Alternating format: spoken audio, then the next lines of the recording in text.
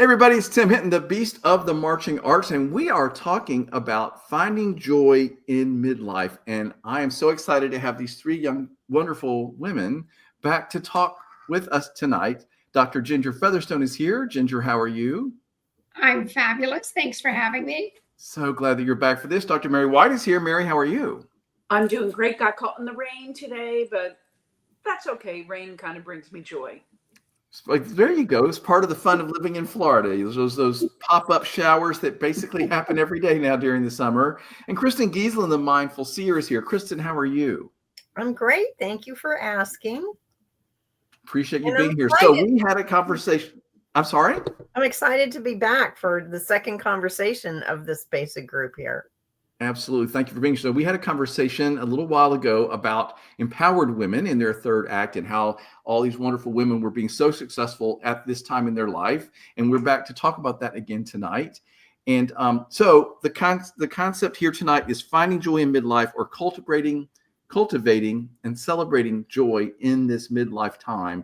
Midlife we have defined as being sort of anywhere from the 30s to the 70s or whatever. It's that time where usually a lot of people finish a career, make a change of life, something new happens. It's that third act of your life that can be so wonderful, where you cultivate all of the stuff that you have learned and harvest it and use it in your life in great ways. So since we already introduced ourselves last time, we won't do that now. But Kristen, you came with this topic and I thought it was wonderful. We were trying to figure out, let's get this group back together. Tell me about why you want to talk about finding joy. Well, actually, it was Jackie Gilly who couldn't make the conversation tonight, who inspired me because she put up a post about joy. And I thought, yeah, joy, and I wanted to sink my teeth into that a little bit more. And then simultaneously, how the universe works, the messaging around joy started coming in, like for two or three, from two or three other sources. People were talking about it. People were making posts about it. And I just feel like sometimes the universe wants us to focus on something to sort of like restore balance. And so that's why I thought, this is a topic of conversation. And, I think, oppressed people across time have become experts at how to hold, create joy, hold joy, maintain joy, celebrating their lives. And now it's sort of like an opportunity with the current way things are in the world for the rest of us to get really good at that too. You're not kidding. I was just thinking that's such a powerful moment to think about how, different groups in our current society are having to reach out and find joy. And sometimes people think, well, like, I don't need to find joy. Well, we do. If I turn on my computer, it sucks the joy out of me. And I think that it's really important to even recognize what that means to you. What is joy, and how do you find it? So I love that, Kristen. Thank you.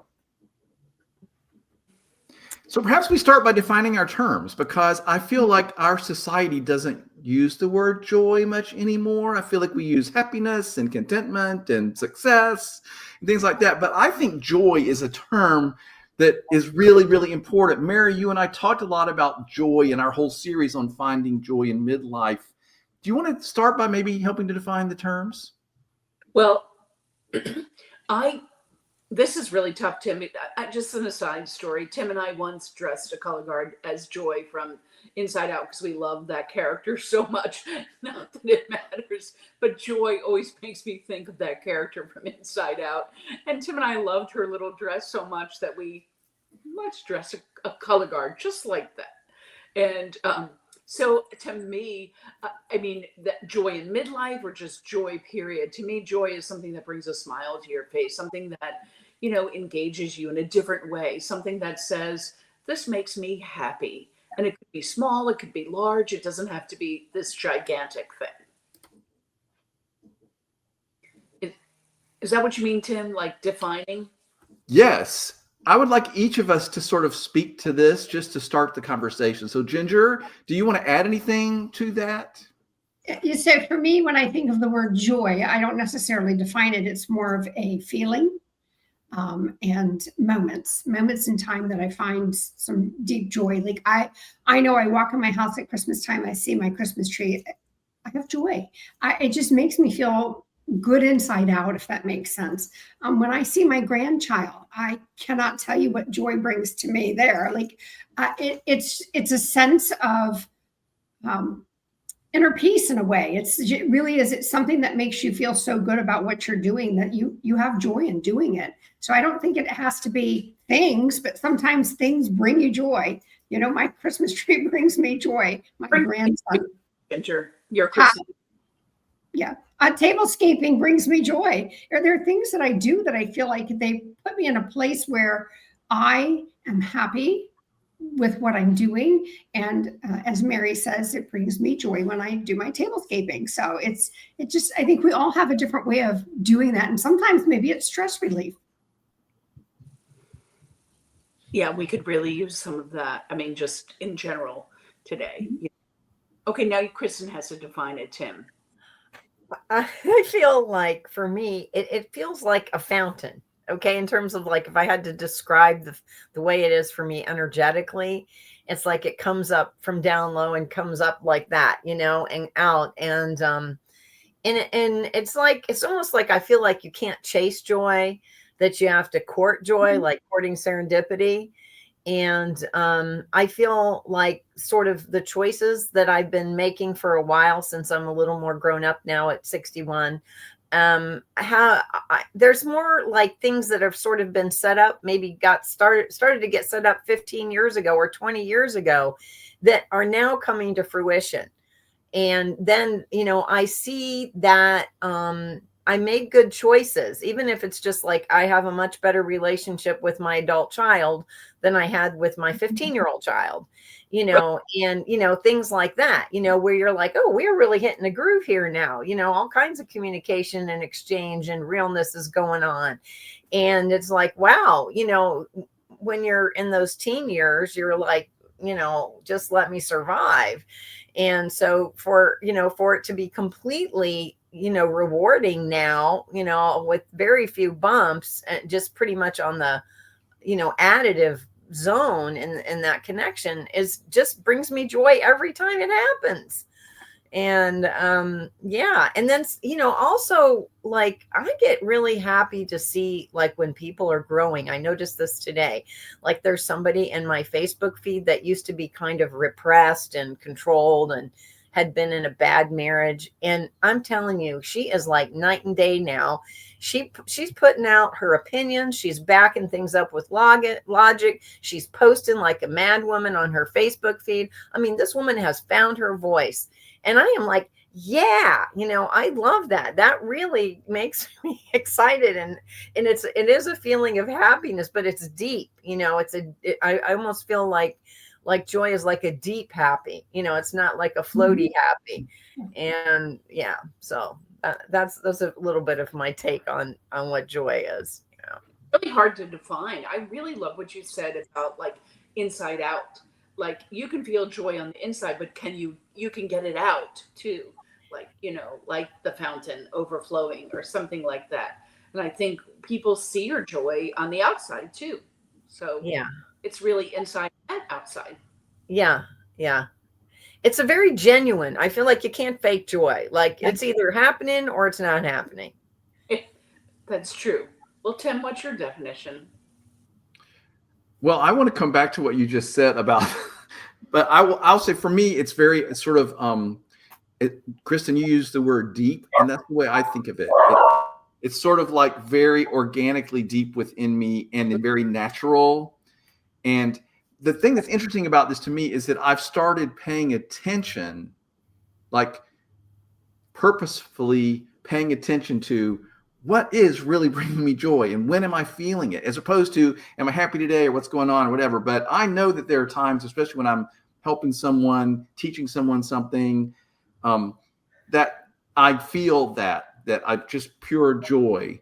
When I was in Lisbon and I was eating a pastel de nata pastry, that was pure joy. And I wish I had that picture, because there's a picture of me and I look like a little 5-year-old boy sitting on the park bench. I was never so excited in my whole life. So I'm paying attention to what joy is. And I think that's part of, Kristen, why I like this conversation so much, because I feel like we don't think about it very much, or I think we tend to be so busy, or don't prioritize it, or aren't aware very much. So I like the idea of being aware of it and thinking about it, and then consciously choosing to try to give that to my life has made a difference for me the last year. Like choosing joy. Yeah, and choosing to go out and make sure I'm doing things in my life that bring me joy. It can't all just be work. Yeah. No. That's a really important piece, that oftentimes we are so wrapped up in work, and that we feel that we have to find joy in work, instead of, it can be joy in work, but there's so much more outside of work that can bring us joy. That was really important, Tim. Thanks. Well, and to give yourself permission Yeah. to do joy. And what you said a minute ago, Mary, that I want to go to, you talked about expressing it. I feel like sometimes our culture makes us self-conscious or afraid to show true, real, authentic joy, because somebody might think it's weird that I'm finding joy in this certain thing, or that I'm acting that out. I don't know. I feel like this sort of, you have to be cool and this is acceptable kind of thing. And I feel like I'm at the age where I'm over that. There's a fear of being judged, maybe. I don't think joy has to be big though either, and gregarious, and it doesn't have to be so outward. Joy can be little things too, and just like this inner moment where you're like, well, that just makes me so happy. That kid walking that woman across the street, or picking up trash, that just makes me happy just for the moment. Like that makes me happy. Joyous. I have that with flowers. Like, I am deeply into it. When I see a flower bud is coming, and they're starting to open, and, I've been in conversation with my different plants, this, like, the last few months, because I kind of had let them go for a while, and I had left my plants in the inside, and they did not like it. My daughter even said, Mom, these plants are not liking being in the house, and I'm like, okay, I got to get these guys back out in the sun. I had brought them in when it was cold in the winter in Florida, and they weren't enjoying, being in a non-natural environment inside. And I feel like they're my friends. Like, they give me so much energetic connection, and I love the colors, and I like paying attention to what's going on with them. And then they make beautiful things for me. It's like, oh, I can, it's such an easy relationship. It's a really easy relationship for me with the plants. I know for some people it doesn't work like that, but for me it is. And it's like the amount of energy that I have to give to get such a big reward is so worth it for me. And what I like about what you just said is it's easy and simple. I mean, you might be some work involved in some tasks, but like, you're aware, this brings me joy, having these plants, watching them flower, being up, doing the gardening process, all that. So again, it's just, you started to pay more attention, and now it's bringing you more joy again. Love that. Like, you pay attention to little things. Yeah. I think it's as simple as, even for me, going to the beach and sitting and taking a moment, breathing in. It kind of relates to what you were saying, Kristen, too. It's a moment of peace too that brings such joy. It's slowing down to have joy. I'm sorry, I just had a coughing fit that did not bring any joy. No fun. I had a surprise thing like that last week. I was leaving a meeting at 8 p.m. last Thursday night, and I was on the beach, Indian Rocks Beach, and the sun was about to go down. And I'm like, okay, here's an opportunity. Are you going to go home, or are you going to go over to the beach and watch the sunset? And it was kind of a stormy sunset. And it was the bomb. It was so fun to watch. And other people were coming out and watching it too. And people were taking photographs. And I was so happy that it was 1 hour. It was just 1 hour, but it felt like a vacation, because I was just in my senses the whole time, listening to the, waves coming, and it was really low tide. And so the waves were, it was doing the gulf, the water sound, the ocean sound, but really gently. And then the sky was just fantastic. And there were dark clouds coming from behind, and pink and yellow. And I was like, wow, look how the pink and gray and yellow work here. I was really into it. And so I did take photographs, which is part of the fun for me, because that really draws me into the experience more. And then I posted those. I'm like, this was my entertainment, for the evening, was the sky show. So yeah, I realized, I don't know, when was it? A couple of months ago, maybe February-ish, that I had stopped doing some of those small things that really made a difference for me. I had stopped spending time outside early in the morning with the birds. I like to be with the birds and the frogs early. I'd stopped doing that. I was jumping right into making posts on Facebook and hustling, mindful seer, this, that. And I used to have a dog who would get me out in the evenings to watch the sunset frequently. And I don't have that dog anymore. So I hadn't been going to the sunset as often. And I thought, that was really good for me to have that block of time in the morning and the evening to kind of, shift into the day and shift down gear in the evening. So, I'm a lot more aware now of those things. And then I started getting information, like science information, about dopamine and cortisol and hormones. All these things happen with the light. And I thought, oh, okay. So my natural self, my, awakened self knew what to do. And it was just that squirrel cage, person that got in charge for a while and stopped doing those things.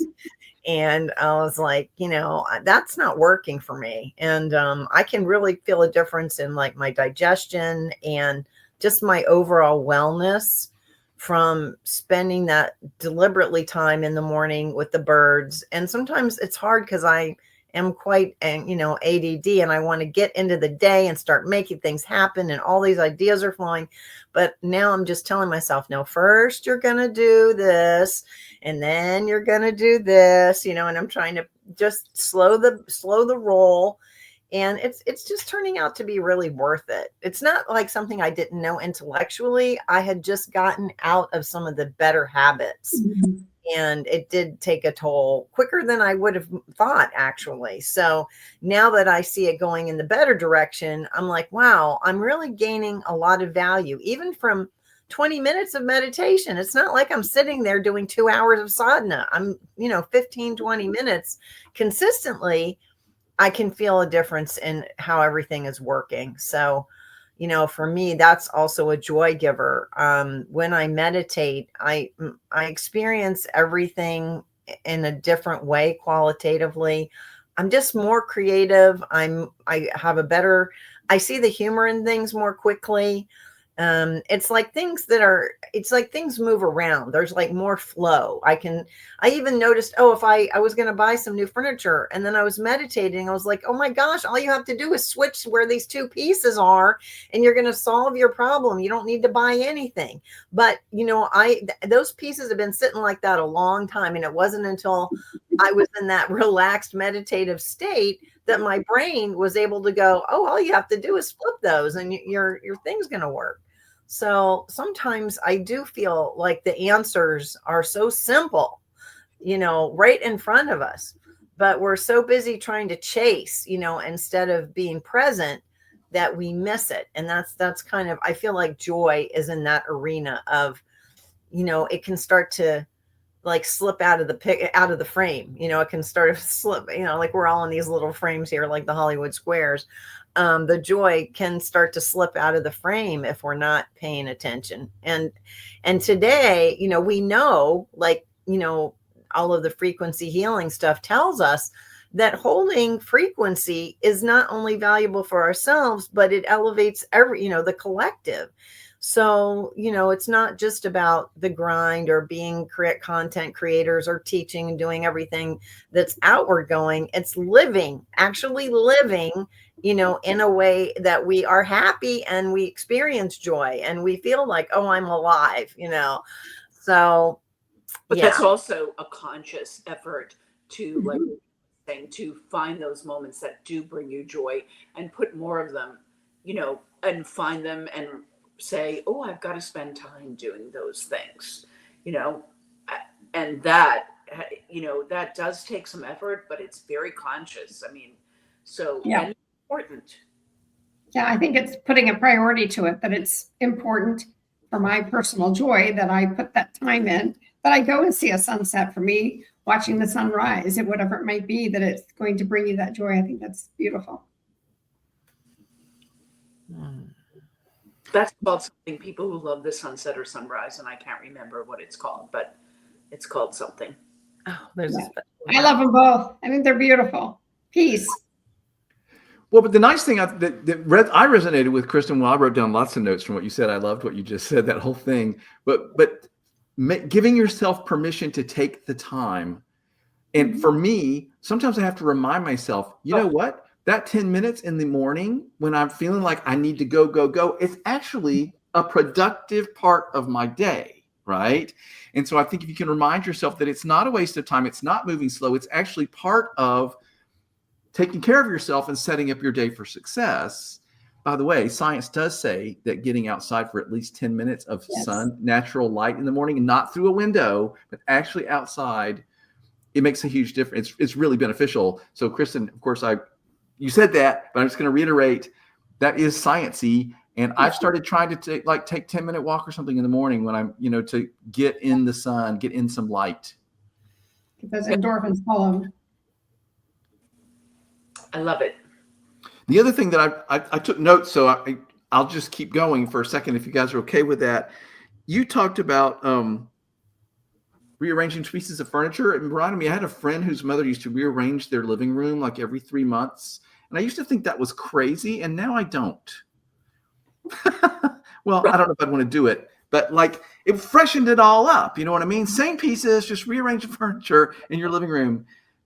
I don't know if that's so easy now with TVs the way they are, but I like that idea. I just thought I'd throw that out there.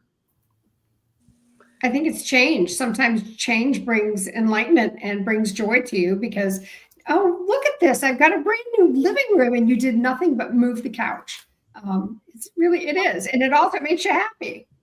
I think joy and happiness are so interconnected. And that's like your tablescapes. If you don't know, creates these beautiful tablescapes on her dining room table, like for holidays and summer and the 4th of July, and they're beautiful. Look at them, it's like, oh, that's beautiful. That brings me joy, and you're taking the time to do it. And I'm sure it's not an easy task. I enjoy it. I think it goes back to, like Tim and Christian both said, it's like that time that I'm doing that is one, peaceful. I'm in my own element. I'm creating, and I have an end product. And when I look at it, I get to see it every day until I change it for the next style that I might be doing. And it does. It makes me happy. I see it when I come in every day. And then when I get tired of seeing that same design, so when I'm over lemons, then it'll be time to change it. It's lemons right now. Summer. I love it. I do the New York Times crossword puzzle every day. It brings me great joy. It's like really taking time to do it. It takes not a long time, 9 minutes on a Monday, and then it gets successively worse, and sometimes up to 45 minutes to an hour on a Sunday. So, but it's still like that time where I'm relaxing, I'm enjoying it, I'm, kind of doing what I like to do, and I think looking forward to doing it. So just those moments we have to capture all the time. I feel like as I'm older, I'm more conscious that this life doesn't go on endlessly, and so I'm more judicious. I started noticing this more maybe 5 or so years ago, that I started becoming more judicious and discriminating about what I was doing with my time and attention, because I was just more aware that the clock is ticking. So it's sort of like, it's now or never, get with what you want to be with, because, I mean, nobody really knows how much time they have left, but as you age, you have to start to set, have realistic expectations about how long you're going to be here.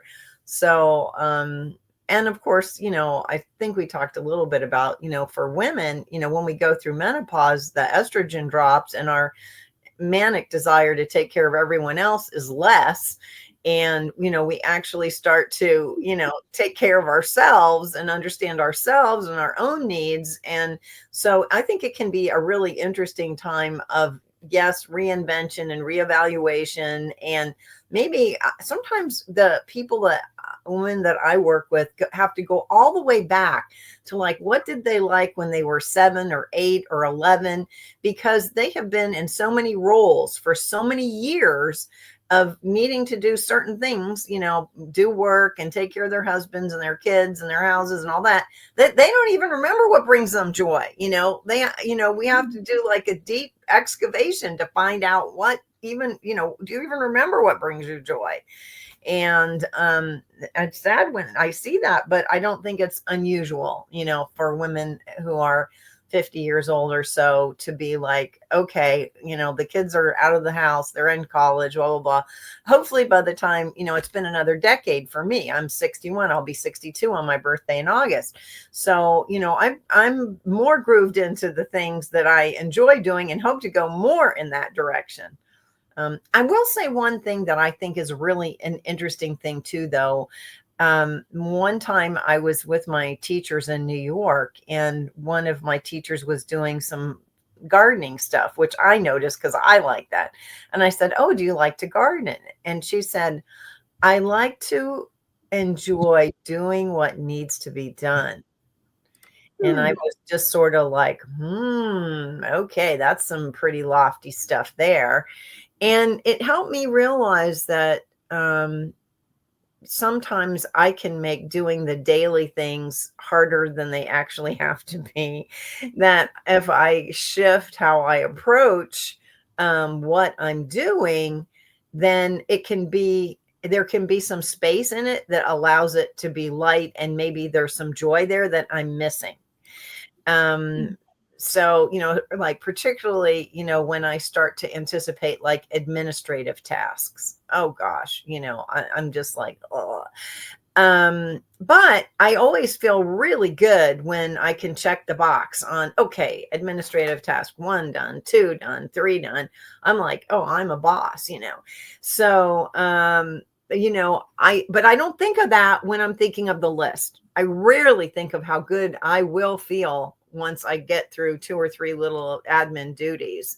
It's always like, oh my God, I really have to do that thing, like a teenager almost.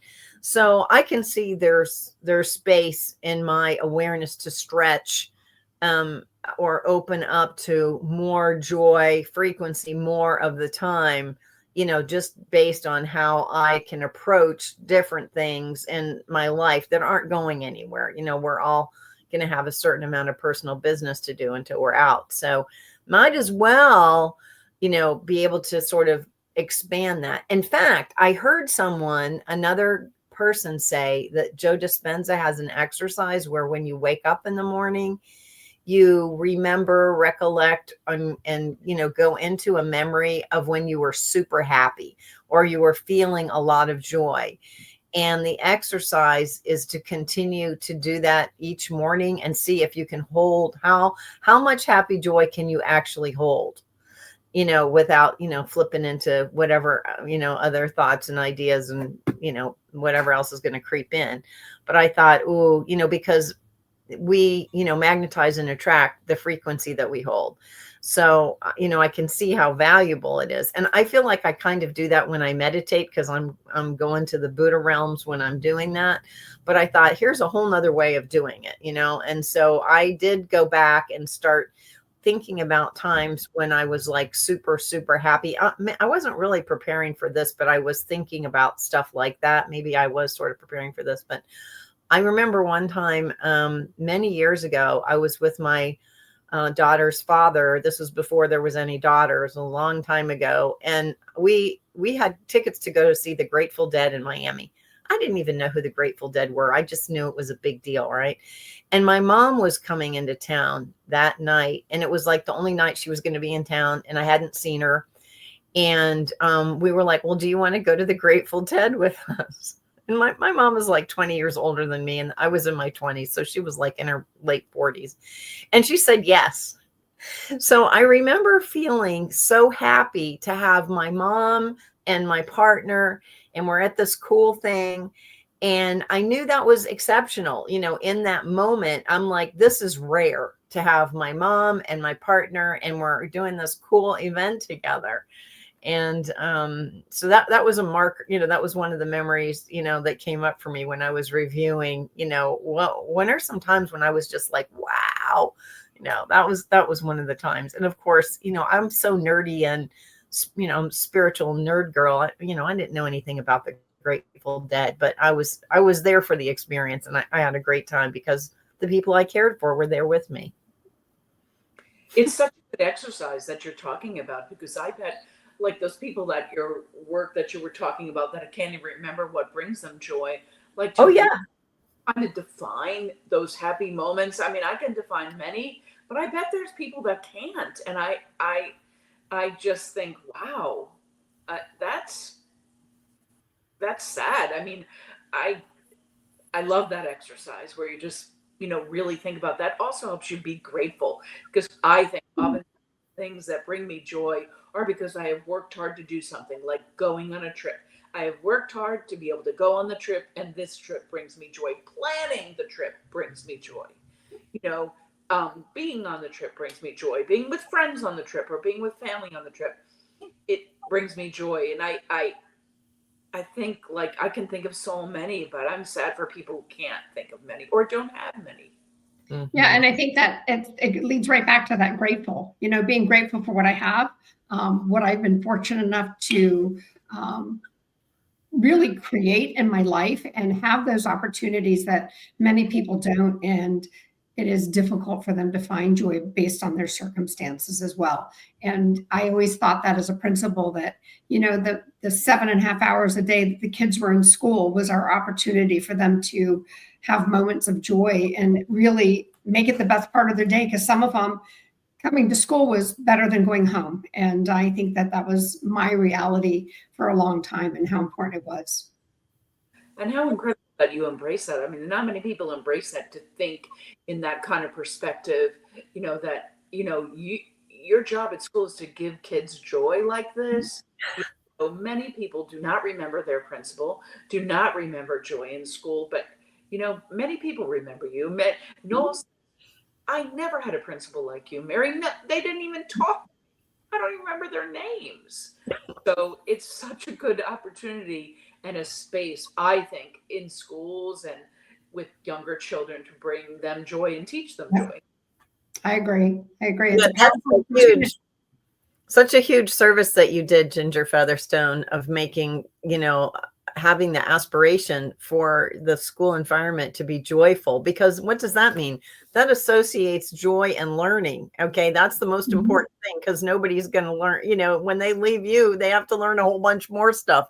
But if they're interested and they like learning, then they'll be okay, So it's very, and just having the actual experience of a safe place that was Yeah. positive for those hours is ginormous. It's so huge. Yeah. I am a school lover myself. I mean, not every school environment, but I was somebody who I function better and understand. I like the amount of structure in school. That was easier for me than some other environments, and I just understood the read, write, regurgitate routine, so I could get positive feedback from that loop, So I always pretty much liked school. Esther and I did a project that brought such joy to me, to the community, such joy to both of our schools. It was an incredible project. Um, So I don't know if you want to set it up, Ginger, or Yeah, I'd be happy to. So, one of the things I really believed in is, you grow up thinking, because I was a high school principal, Mary was elementary, and high school kids, you don't read aloud, you don't do those things. That's an elementary thing. Well, we believed that doing a book read aloud every year or every other year. Every other year, we picked a book and we brought the author, and so we selected My Life as a Furry Red Monster, which is Elmo. And I reached out to Mary and I said, listen, we're going to be doing this. I would love to partner with you because her kids feed to my school. And I said, I just really feel like there's so many great opportunities where I could have my kids come to your school, teach your kids some of the parts of what it was to be Elmo and caring and how wonderful Elmo was. And we actually brought Kevin Clash and he spoke. And I will tell you, I will never forget, we had JD Parker, we bused the kids to Judson Beach School. And one of the little boys was talking to Elmo and he was telling him that like he wasn't comfortable and kids weren't very nice to him. And Elmo brought him up on the stage. I still to this day just, I wanted to hug that little boy. Elmo told him it was okay. And he gave him a big hug and he let him know it was okay. And he even talked to him a little bit. And that little boy walked back and he was standing up straighter than he did when he walked down there. And it was just really powerful opportunity for these kids to see big kids, little kids having joy in something that we did. And it was just really powerful. And I was really lucky that I had Mary that was like, yes, let's do this. And we did a lot of projects with them. We made puppets. We wrote screenplays. We wrote We wrote books. I still have the children's books they wrote. We wrote children's books. Your kids came over and read children's books. I mean, it was like, quite an academic feat. And I just remember only our 3rd through 5th grade could go. And during lunch, I said, well, my K through 2 kids are not getting this opportunity because, buses are expensive and whatever. He came to my school and met with every K through 2 student. Yeah, brought him out. It was fabulous. I don't know why I'm thinking of this story right now because it just brought me such joy. He hugged every single kindergarten through 2nd grade student. And that's like 320 kids at the time, maybe more, 350. I mean, it was joyous occasion. It was. And really, Elmo is joy. When you think about Elmo, what do? Your heart kind of sings, right? And young and old. And it really was a powerful moment. And also it kind of reiterated in the brain that, giving kids also moments that aren't always given opportunities to have those moments. We have many children who've never seen the beach, taking them to the beach. They've never been to a theater. Take them to a theater, give them opportunities because they may find a new joy. And I always say, elementary kids, when they're in kindergarten, they're the most amazing artists. By the time they get to middle school, what are they? Oh, I can't paint, I can't draw, I can't do it. We've sucked the joy out of them. So my belief is stop sucking joy out. Let's push them back in. Yeah, I mean, putting joy back in. I love that. And giving joy to all people, Ginger. Yes. Yes. Setting, but I think there's a lot of joy that can be brought to workspaces or community spaces. And I think that's really important. Just being a decent, kind person to me brings me great joy because I see lots of people who aren't. Yes. I think modeling it. I think that's, you set the space for that. So Kristen, setting the time and making a priority for you to do your morning, to do your evenings, you're modeling for also those who are around you of the importance of that and what it makes for you. It also shows it for those of us who are around you. Getting my frequency in check. Yes, I actually noticed that one of the people that's kind of close to me, he's like a newer helper type guy. He's segueing out of a regular career into the help world. I made this big post of this guy, and then he did one like a couple days later. He did the same post, and I was like, oh yeah. So a lot of times, I'm sort of halfway between an influencer and a actually delivering services person. Sometimes, I'm not directly suggesting that people do a certain thing, but then they see it and they go, oh, that's cool. Or I like that. Or, somehow it communicates to them something and then they do it too, and like the flowers, I started getting myself inexpensive flowers at Publix years ago because a psychic that I went to said this is a way to boost the energy in your house. So Publix has flowers for $4 for a little bouquet. So I always have some fresh cut flowers. Well, another friend of mine saw my posts of that and she started doing it. She has more money to spend. So her bouquets are bigger. And yeah, exactly. It's like, but the point is it spread, it was a nice thing that I thought, I'm going to do this for myself because I want the energy to be nice in my own area. And then, it spread around. So yeah, it is very cool. I noticed it could be something really small. Like usually I'm aware of what's going on with the door when I'm going in and out of a store or wherever I am. And sometimes it's better to hold the door for someone, than to jump through, whatever. And whenever I do that, people are just like, they're really happy. They're really surprised and happy that somebody noticed that they're coming through and they're a human being nearby. And these are not hard things to do, but we're also, if you're in your own zone and you're so focused on what you have to do next and all that, you might not notice. And there are times when I don't. But that is one thing that I don't know why, but especially that coming in and out thing. I do notice when people are trying to get someplace and I'm like, okay, let's see how we can all make this happen. Or if they have kids, sometimes people are, they're juggling and, just a tiny moment of awareness makes it flow better for everybody. And I get a lot of the fact that then they feel happy. It's like I do this one small thing and then they're like, oh, and then I'm like, oh, so it comes right back. It's like instant, that's an instant karma nice back to me. So yeah, it could be that small, exactly what you said at the beginning, Mary White.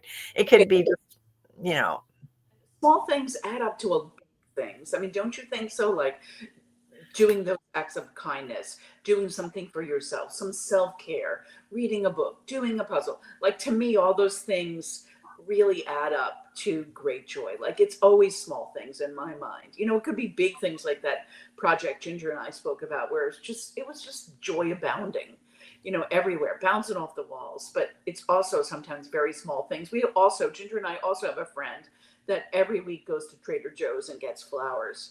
How she's parking lot, I don't know, but the parking lot. I'm going to go there one of these days because I know I will find joy at Trader Joe's. Oh, you will. Yes, but I can't wait. She gets flowers at Trader Joe's every week because it just brings her great joy, and it's such a little small thing. And she says they're also just $4 or $5. So yeah, so worth it. Yeah. Tim, you're muted. Boy, we haven't heard that since COVID. Sorry, I muted myself. So I love what you guys are talking about, because I do think just going through the world with kindness and paying attention is a big deal. It really makes a difference for people, especially now. I feel like the internet was supposed to bring us closer, but what it's done is it's just put us all in our own little bubble. And I feel like most people are walking around their little bubble and not really in the world with everyone else. And so I feel like any time that you can have that act of kindness, interact with someone, Kristen, like you're saying, in a very simple way. You mentioned something in passing, Kristen, that you just sort of said in passing in your conversation, but like, I think a life well lived is important to everyone in the world. And I feel like if you are being successful and you are being joyful and you are finding joy and you're living a balanced life and you're being kind, that is a gift to everyone, even if it's just the vibrations going off into the universe or whether it's the people you happen to come into contact with. So I feel like we're talking about cultivating and finding joy in our own lives, but that is not selfish. This is a gift to everyone. It is an example to others that you run into. It's an example to your loved ones. It's an example to people you work with. So not to get too high-minded about it, but I do think it matters. And I do think a life well lived impacts everyone. And so this is really what we're talking about. It's not selfish to take that time for you. It's not selfish to cultivate joy in your own life, because that helps everyone. It's a great gift, Tim, isn't it? Absolutely. I was on an errand on Friday that was very stressful. And I was literally standing in Staples trying to figure out how to get a copy machine to spit out a document that I needed. And some random 20-something-year-old guy walked by me and said, "Gosh, I love that shirt." And just kept going. And that was it. And I was like, what just happened? I mean, I liked the shirt I had on. I was like, but it was just like this very simple passing compliment. And you have to be careful how you do that these days, I think. But like I got so much out of that. And somehow maybe he sensed that I really needed a little kindness at that moment because I was in the middle of this very stressful thing. But it made all the difference. And I love when I can give someone a nice passing compliment just innocently. But Kristen, to your point, I feel like these things matter. Yeah.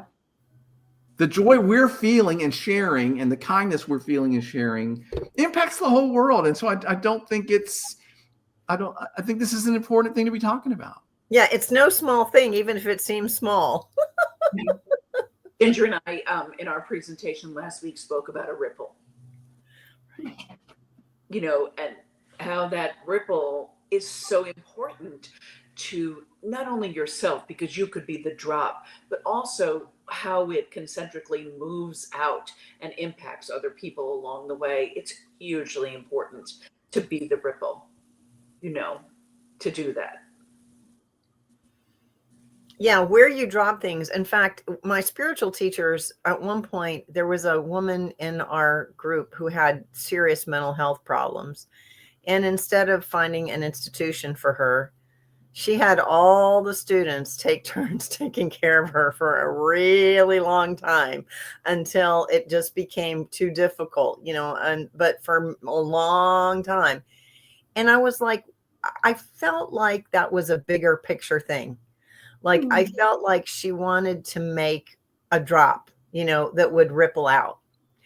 And, you know, if more people were spending a little more time taking a little more care of their people, there'd be less people in her shoes, you know. And I just sensed that it wasn't just about us. It wasn't just about our group. It wasn't just about this one particular individual woman. It was that my teacher wanted to create a wave pattern for the behavior, you know, into the collective at large. Yeah. Hard. And I guarantee you that the students that were engaged in that had just as much of an impact from participating in that, giving back, but gaining it as well. I think there's joy in knowing how much you made a difference in someone's life. Yeah. I mean, it's like basically, you know, part of the message was just because someone is not functioning the way you are doesn't mean you just immediately cast them out of the community, you know, which is, you know, pretty common. So, yeah, it was like, I'm sure there's more that will be revealed. It's always like that with things from these teachers. It's like, you know, decades later, I more things occurred to me about, you know, the way things were handled and stuff. And it's like, ooh, yeah. Yep. So that expanding, those expanding concentric circles, you know, from where the stone goes in, those are big. That's a big deal. Yeah. The other thing we spoke about, which I really think I find myself doing some things that are quite negatively, which is presuming positive intent. And we spoke about that, like, because oftentimes we go right to the negative, like, and that guy's sending the email back. I emailed him 4 hours. Yeah. Can't get this back. And like, we're just so quick to presume negative intent. What if that's about us, not about them. Yeah. And what if we did presume positive intent? You know, like, I think it would be equal greater joy, you know. And I'm talking about presuming positive intent in people's words and actions too. Yeah. We why they're acting that way. We don't know anything about that person. So like, it's really important for me to like think more positively about those kind of things rather than go right to the negative, you know? Yeah, and I'll share something along those lines. I have a conversation coming up in a couple of weeks with a wonderful man named Daniel Morrison. He has a company that he calls Happy Not Satisfied. He's happy with his life but not satisfied. This is like this wonderful context for living that I love. But he wrote a blog post about, well, what if everything goes right? What if everything works out? You know, and it meant the world to me when I read it. So he agreed to come and talk to me in this venue that we're having right now. Wow. Talk about this, but like the idea of, because I'm like he said in his blog, I can be the one that sort of like worries about all the reasons why it's not going to work, or worry about all the problems. And he goes, well, he said, well, what if I spent that time imagining, well, what if it all works out? What if everything goes the way I want it to? What if everything works out exactly like I hope it will? Like, that's a much better way to spend your time thinking. Right. So that conversation is coming up. If anybody happens to see this, you can look for that on our website. But I love this, Mary. You know, Daniel Morrison is a really successful man, but like that sort of idea of, like you said, assuming positive intent from others, and also in my own life, like maybe it's all going to go exactly the way I want it to, and I should not worry so much about all the what ifs. Yeah. No, it's a terrible, like, kind of, pit you can get into, and then those, they build on each other, and all of a sudden you're into this big anxious mode of, what if, instead of just, wait a minute, what if this goes wrong? Yeah, and what I notice is, I mean, I've noticed this more than one time. When you start thinking funky, you'll like break a glass, or you'll, something will happen because you're thinking you're not even in the right, you're not even like aligned with the universe anymore, because you've just disconnected yourself from the all that is, with your thinking. It's not that anything inherently was not going to work out. It was going to work out, but now you did something to interrupt the flow. And I mean, I've noticed on more than one occasion, whenever I would get into like a tight negative thought loop, that I leave this time space, and I can't even handle physical reality the same way. And then a small accident like breaking a glass or something will occur. So it's like, oh, right. Come back to reality, don't go into that bad fantasy. The idea of constantly bringing yourself back to the moment and recentering yourself. And that's part of what we're talking about, because I think we're talking about consciously being aware of, I need to give myself permission and take time to cultivate joy, find joy, put that in my life, give myself time for it. You've all said this, right? Like, you've learned to, and I feel this is something you get with time and experience, is I've learned that it's okay to let myself have joy and take time for those things. And it's not a waste of time. All those things I really love that we've been talking about. I think we need to start wrapping this up, unfortunately. So I'm going to ask each of you to say a final thing. Like, so maybe think of something, the main point that you said, or one more thing that you wanted to say that you didn't get to, or wrap up one thing or reiterate one thing. Before we do that, is there some major point that we didn't get to that anybody wanted to mention? All right, so Mary, I'll just start with you. I'll ask you to go first. Like, just anything you want to say to reiterate. Well, one of the things that I want to say is joy begets joy. Mm-hmm. I mean, start experiencing joy and noticing it and seeking it and letting it into your life, whether it's time or space or whatever, wherever you are in the continuum of things. That when you feel joy and start to notice those things, more things bring you joy. So joy begets joy. And I really, people who are genuinely joyous or have that kind of attitude really have a lot of joy in their lives. I mean, I'm so lucky to be that way, for sure. Yeah, I think it's great. And of course, we all are drawn to and want to be around those people. We want to be around people that are joyful, or at least trying their hardest to bring that kindness that we're talking about. Ginger, what would you like to say, wrapping up? Any final thoughts? So I think for me, I think it's really important. Like, you think of the mantra of paying it forward. We all have an opportunity to pay forward with joy. You have your own, share it, and hope that they're going to continue, like the ripple, they're going to continue to share that joy out. And I think when we share joy, I know I get joy back. It makes my heart happy. And I think that all of us need to have joy in our life. That's awesome. I love that. Kristen, what would you like to say? Okay, so I have a little message around my house that helps me. It says, keeping my gratitude higher than my expectations.